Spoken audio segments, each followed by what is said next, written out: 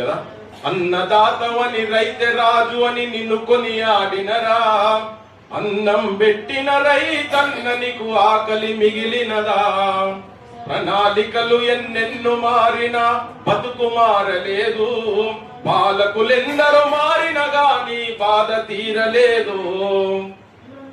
కాకులు లెక్క కరడు కట్టిన కాకులు లెక్క రైతుల మీద పడితే కుక్కలు చింపిన ఇస్తరాకు ఎట్లది ఇస్తరాకు ఎక్కడికక్కడ చింపుతామో అట్లా తయారైపోయింది రైతుల బతుకు భారతదేశంలో.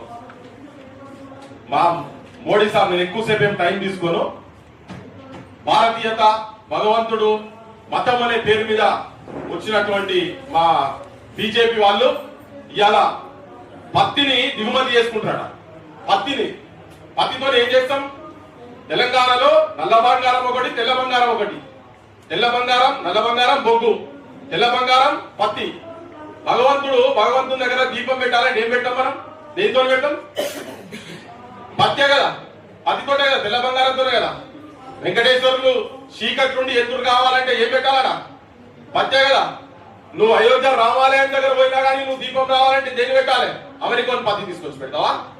ఎవరి పత్తి తీసుకొచ్చి పెడుతున్నావు? నరేంద్ర మోడీ గారు. సాల్ నీ సింపుల్ సాల్, నీకెంత భారతీయత ఉన్నది, నీకెంత నీ దేవుని పట్ల నీకెంత గౌరవం ఉన్నది, అభిమానం ఉన్నది, నీ మేడ్ ఇన్ ఇండియా కథ ఏందో దీంట్లో తేలిపోతుంది. దాని సంగతి అంతా ఏమో ఉన్నదో అన్ని చెప్పింది. మొత్తం ఇప్పి చెప్పాలని కాదు, చాలా మంది ఇక్కడ ఆల్రెడీ చెప్పింది కదా.